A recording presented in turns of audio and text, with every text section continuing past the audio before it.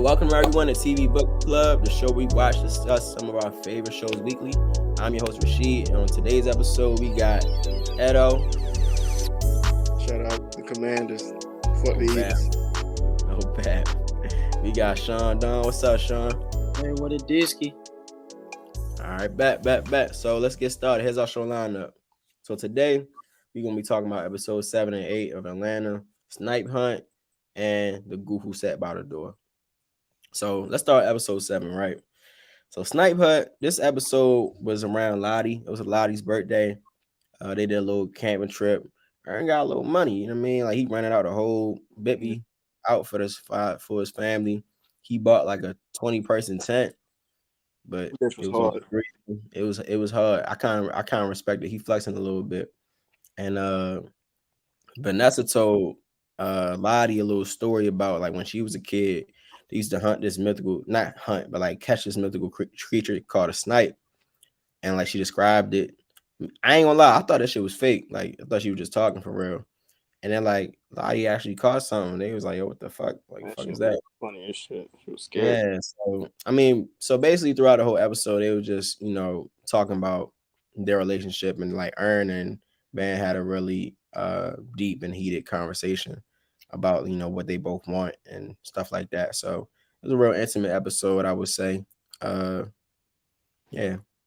Eddie, how you feel about the episode? Yeah, this is one of my favorites, to be honest, because it's nice to see where Van and Ern at and their whatever this is, co-parenting, want to be back in a relationship type vibe. And it's nice to see them with Lottie. It's a very wholesome episode, so I liked it. Okay. Somebody that's not wholesome, I didn't think you were like a wholesome. Oh man, that's what we're doing? My fault. I ain't mean that. Go ahead, Sean. What you think about the episode? I mean, me personally, I liked how intimate the episode was. I like how they kind of defined their relationship at this current juncture in the story. And I thought it was an overall like warming episode. The only thing I wish that since Ern bought like a whole campground, I wish more of it was utilized. I feel like we only saw a small portion of it. I feel that. Yeah. Do y'all think? How do y'all feel like the episode was like? Do y'all feel like it was time right? Like, why did they put that episode as episode 7? Right? Like, I'm blanking on what was happening before, but it just seemed like out the blue, like, all right, they on a camping trip, like, and that's what we talking about. Well, one thing we know, Atlanta's always gonna have that cutaway episode. I'm just happy that like a problem we had with last season, that this cutaway episode had the characters in it, right. and help with the story, like with where they're moving forward, going to California and all that good shit. So I'm not per se mad at the timing, but I do feel like if it was moved at a different time of the season, it probably would make a little bit more sense. I mean, it still made sense to me, but I think it would be a normal show, which is something we know Atlanta is not. So okay. Yeah. John, what you think? I feel like Atlanta is like, Black Seinfeld, you know what I'm saying? Like, and like this season, it really felt like it's like a simulation that we all go through. I've heard that theory time and time again, and it really feel like a lot of like Atlanta episodes like fit with that motif. And I wish that maybe kind of piggybacking off what Eddie said, like if it was maybe the episode structure was like a little different, like it'd have been a little bit more impactful. But season 4 greater than symbol season 3, because it's like the cutaways was crazy. So like, for sure. Do y'all think? How do y'all feel about Ern and like? I guess what he said to Vanessa, like he basically in love with her. Like he I can get any girl I want for real, but it's like I want to be with you, and I don't want to be with you because you my baby moms. I want you because I really want to be with you, type shit. Yeah. So I feel like the representation of Black MCs on TV shows, main characters on TV shows, I feel like they're usually like, if they're not tough guy, they're more so of like a laid back. I'm not gonna say too much type of people on TV. So I feel like him opening up and letting his guard down and letting Van know how he really felt is like that's a plus moving forward for the black main character on TV because that shit was very beautiful and like we not known for letting our guard down and shit like that and saying what it is and the way Ern's development has been up to now, he just been blowing people off when they ask like, "Are you okay?" and shit like that. He's just like, "Yeah, I'm good" or whatever. So, I think that was very progressive. I agree with that. I agree with that. Sean, you got any? What you think?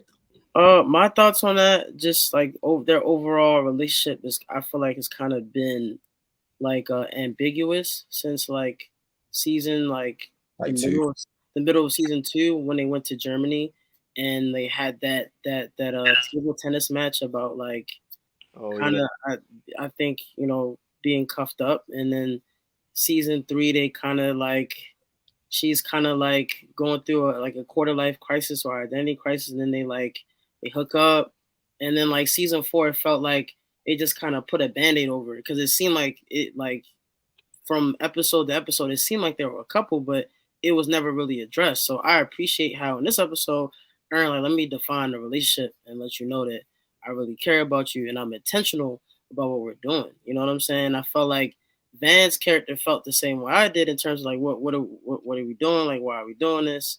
Like I liked how the writers put in her questioning like if Ern just wanted to be with her just to make it easier to parent, or if it like, oh, you just love me because I'm the mother of your kid. That's why you're like, it's like the psychology of why you're doing this is because you want a home that's not broken, you want a home that's together, which is a noble pursuit. But to her, she's like, are you really here for me? You know Right. what I'm saying? So I like the fact that she questioned that. And I like the fact that they did it on a camping trip where it's just there's no one else but them. No grandparents, no uncles. Like, Alfred's not there, / Paperboy's not there. It's just, immediate fam, mom, dad, daughter. So like, I thought that was really cool. Yeah. Do y'all feel like they be good together? Them as a couple? I Yeah, think both open to it. I think it's gonna work out. I mean, I think, yeah.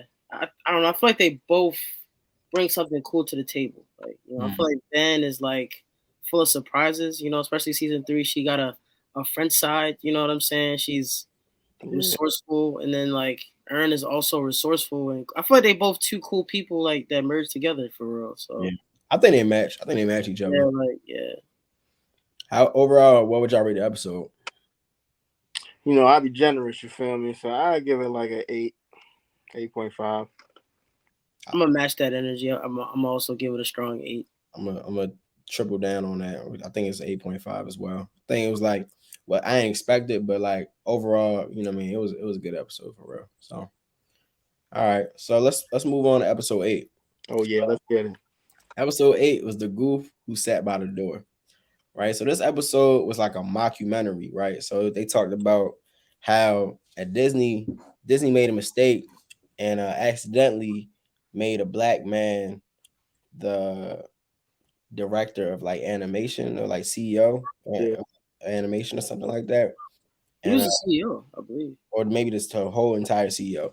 And I ain't gonna lie, the mockumentary was like very put together, like really well put together. Because They like sold the shit out there. the shit out that motherfucker, bro. I thought that shit was serious. Like they had like they was the way it was interviewing niggas, they had like different old videos and all that. I'm like, man, Yeah, this shit really happened. Like, you know what I mean? But throughout different stuff they were saying was different nuances that was just like too fucking funny to be true. Like, there's no way you'll say Malcolm X was a security guard and like Yeah, that shit was funny as you know shit. what I mean? Like, there's a hella like funny ass shit in there. So but like it just took a look at like, a lot of people view the Goofy movie as a black movie. And I think like Atlanta and the writers just played on that and just talked about, I guess, what could have been in an alternate universe, like how it became to be a black movie. And I think also like the actual dude is like he is somebody of importance. I'm actually not sure who he is, but like what you think about the episode, Sean? uh, I thought the episode was like really clever. I thought it was well done. It's not my favorite episode, but like what they were trying to do storytelling wise, I thought it was really smart. I like the fact that they showed us what it would happen and how Caucasian people would react to, a black man being like, we're doing it this way. And I feel like his history has shown us time and time and again is that, it might be cool at first, but it's usually met with a lot of resistance, So I thought it was cool how they articulated that. The dude was talking about, apparently Goofy's black and his whole family black and all that. He said they asked him like, yo, why Mickey not in the movie? He was like, I don't want that punk ass white boy in my movie. That's when I was like, ain't no way this shit real, bro. Yeah. Ain't no way this shit real. Eddie, what you think of it?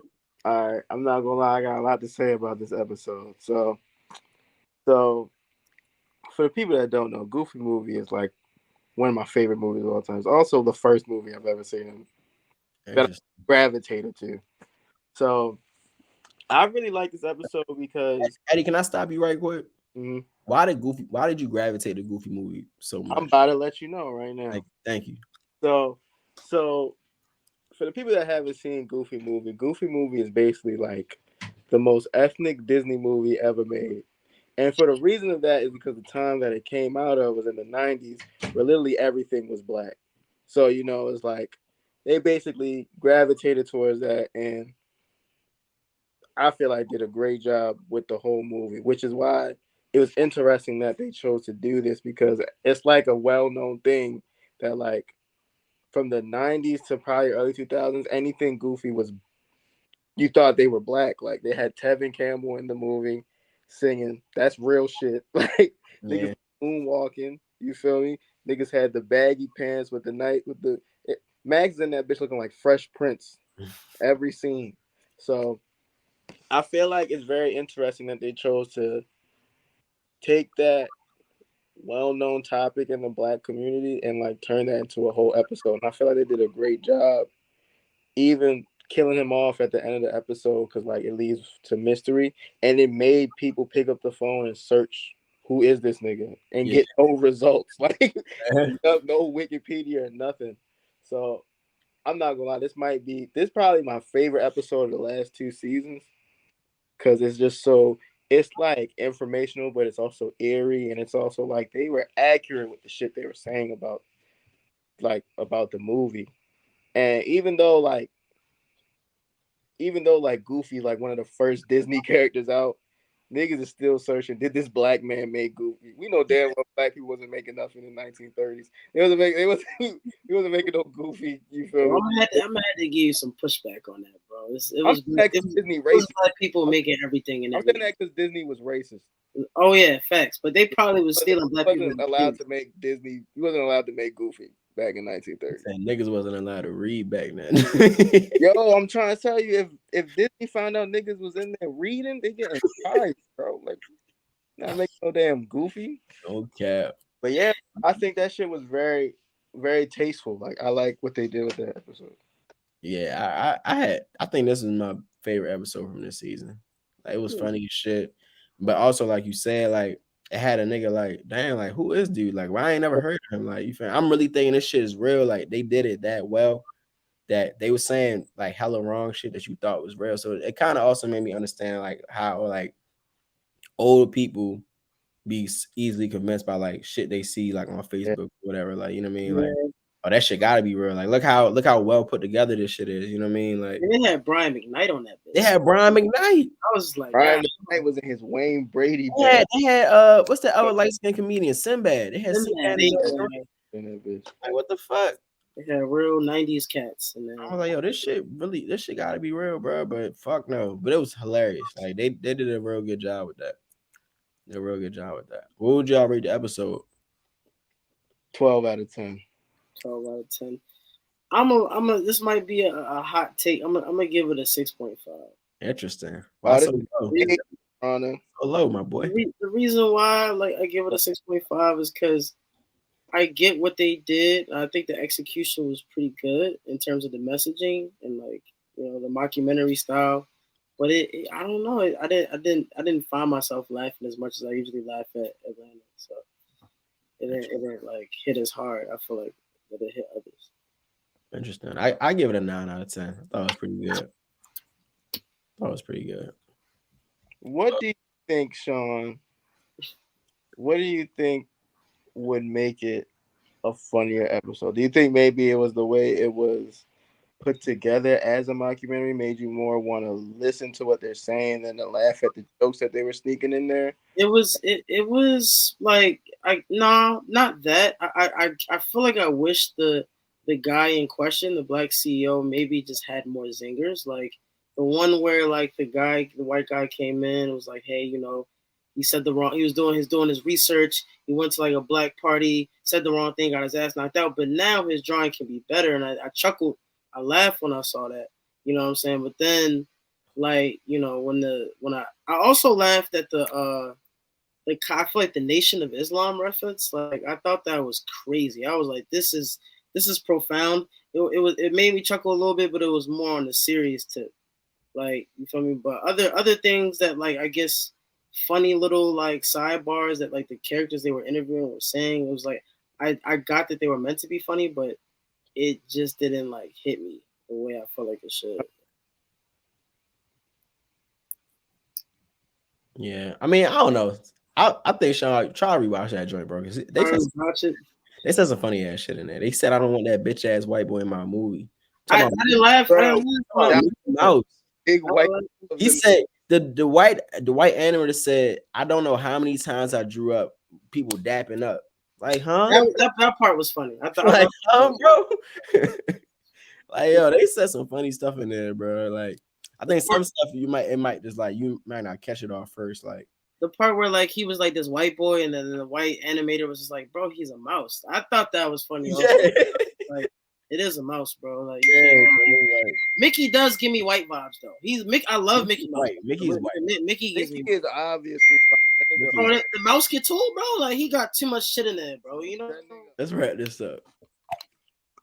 But let me ask y'all a question before we finish. Okay. This for the viewers too. Is there a quarterback better than Taylor Heineke? I don't think so. Let's wrap this up. Eli, producer, wrap this up. Producer, wrap this up. Wrap it up. So, thank y'all for watching today's episode of TV Book Club. Kirk Cousins, Tom Brady, Aaron Rodgers. Like, follow, subscribe on Nimbus Network Media on all socials. Like, hop on the show. Hit us up on IG through DM. We'll see y'all next week.